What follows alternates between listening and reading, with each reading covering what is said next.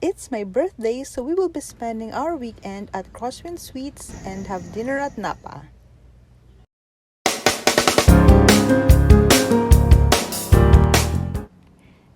This is the main entrance to the Crosswinds property, which is also accessible to the general public, even to those who are not booked in the hotel or to those who don't have properties inside. There are also several restaurants and cafe here, starting with Coffee Project, which used to be Coffee Bean, and there's also Cafe Voila, Ruin Project, and Napa, which is the cause of this unusual high volume of visitors. At this point, only the property owners and hotel guests are allowed to enter, so you'll have to present your booking confirmation if you are a guest. Crosswinds reminds us of Camp John Hay in Baguio City due to the pine trees, houses, and winding roads. However, due to Tagaytay's proximity to Manila, it is easier to visit here than go to Baguio.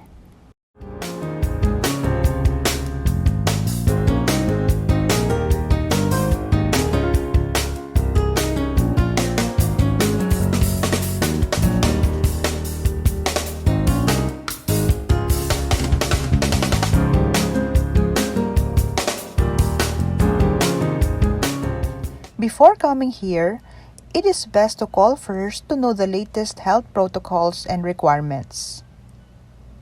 In our case, we were asked to provide our full vaccination certificate.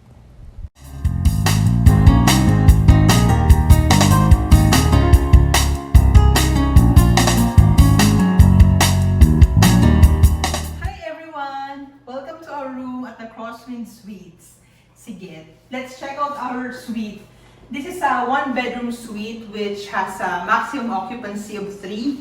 So, enough siya for me and my siblings. It's actually my birthday tomorrow, so I treated them with a staycation for 2 days here because we all want to unwind. Siyempre, pandemic, we are unable to travel abroad. We usually travel abroad every year. But since it's really a hassle now, so staycation na muna. Okay, so let's check out the room. First, kitchen. Let's see what's inside. Check natin kung anong meron. Okay, so we have the utensils here. We have the spoon and fork, and then the plates for 2. Meron ding, is this a wine glass? Which is okay kasi meron kami dalang wine.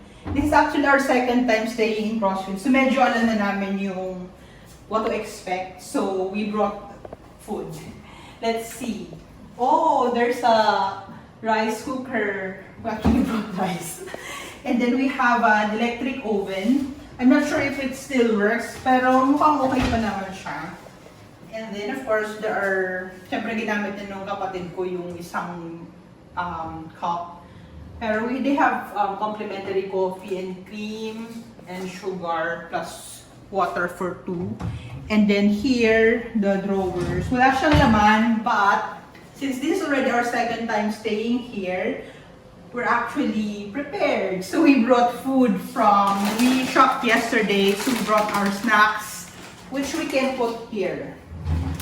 Kasi we're staying for 2 days, so it's really expensive if we go out every time. And also, Crosswinds is a little far from the Tagaytay city proper.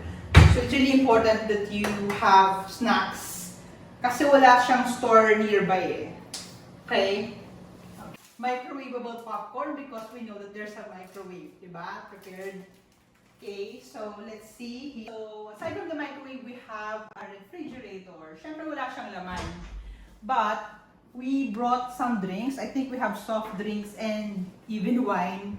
So, we can place it here. Very practical. Okay, so this is the kitchen and here's the living room.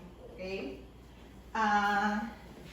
Last 2019, we also stayed here during the Christmas vacation, but it's for family, so kasama namin yung mommy namin, tapos yung sister namin.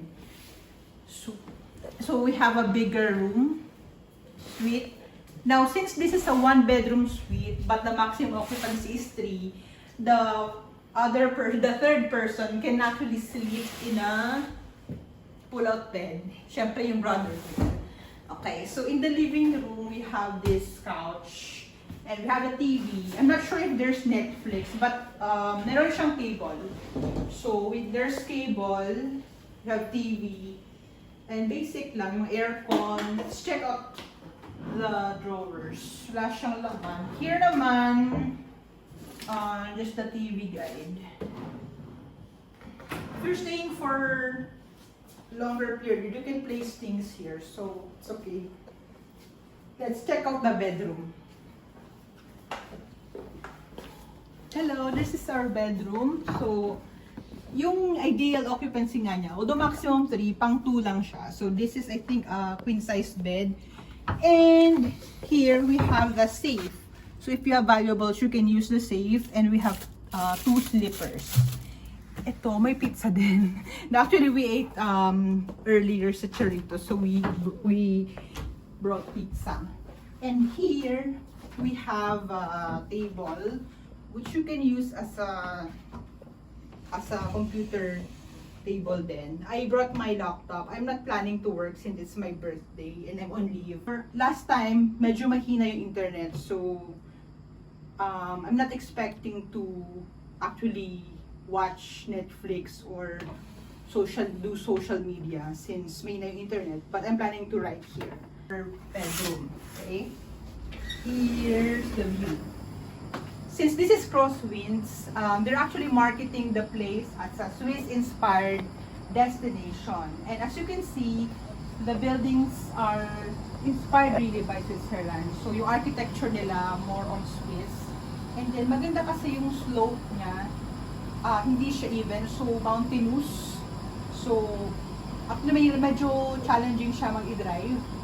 Pero okay naman yung, syempre maganda naman yung pagka-develop.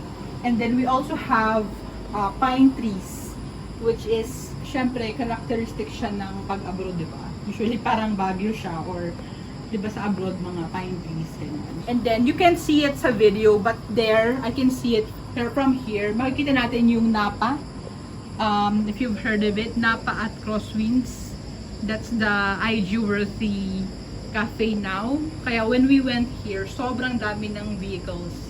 As in, hanggang papunta dun sa entrance nung Crosswinds mismo. Kasi, although you can go to Napa, to Coffee Project, Cafe Voila, and meron pa isa, yung Ruined Project there. You can actually go there even if you're not booked here. But you cannot enter the Crosswinds property, including the hotel, if you don't have a booking. So, meron siyang gate. Nakita niyo naman kanina, di ba, when we were entering, na ihihingan ka na ng confirmation before entering here. So far, I think sulit siya.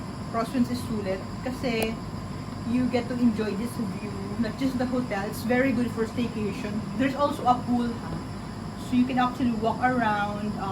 I think it's intended for long stays, not really for those who plan to go sightseeing in Tagaytay City proper. Since it's a little far, you need to drive. It's actually, I don't know how you will go here without driving or having your own car. Maybe there's a taxi, I'm not sure. But it's really difficult if you don't have a mode of transportation here. But they have a shuttle, okay? So you just have to check the schedule. Anyway, so here's our room or suite, and maybe next time you can enjoy Crosswinds because we do.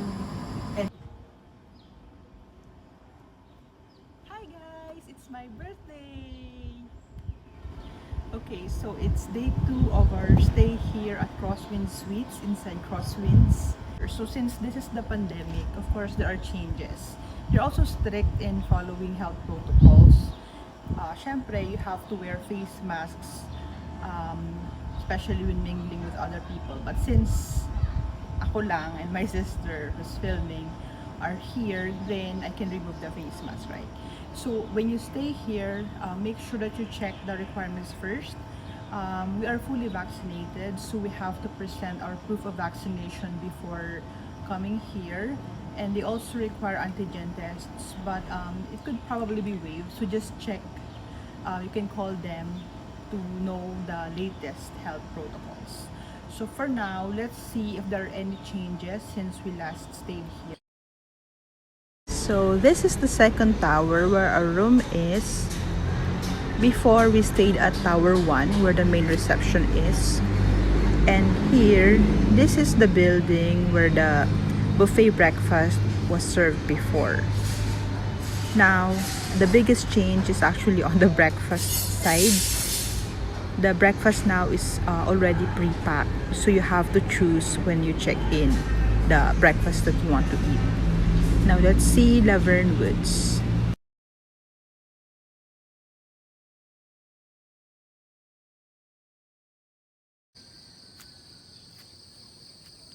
So it's just an empty space with the view of the jungle on one side and of the hotel on the other.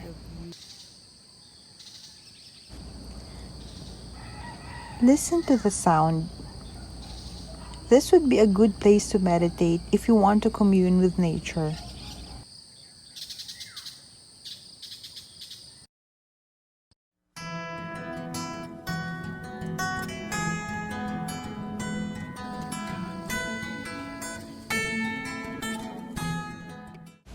There used to be a Christmas village here with a souvenir shop, but now there's an ongoing excavation and construction. I hope they're just renovating it because it's really nice. I'll show you some photos.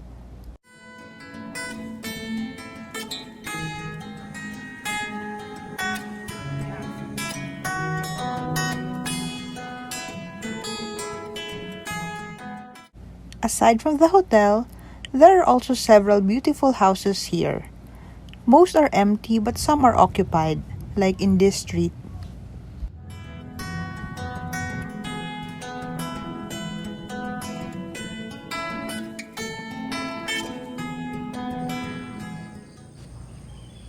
It's about 6 a.m. in the morning, so imagine if you live here, this will be your view.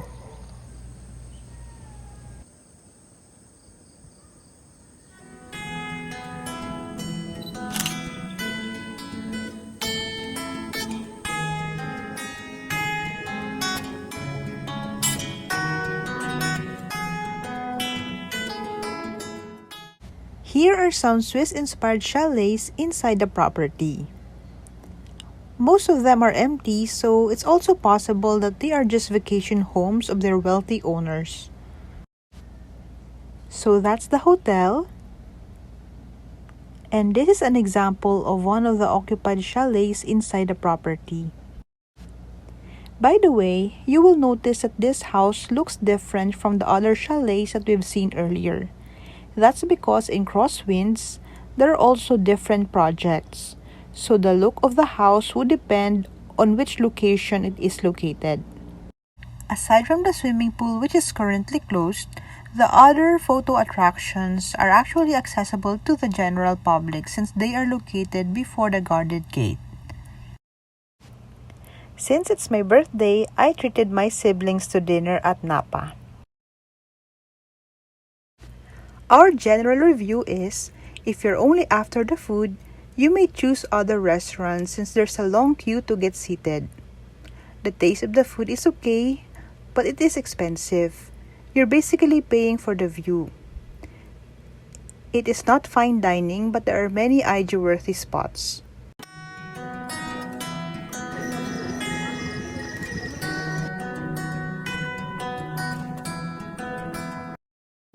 Good morning! It's day 3 of our stay here at Crosswinds Suites. As you can see, it's foggy, but we are very lucky because during our first 2 days, the weather was generally good. Umaambon siya from time to time, but walang malakas na ulan. We will be checking out later and going back to Manila.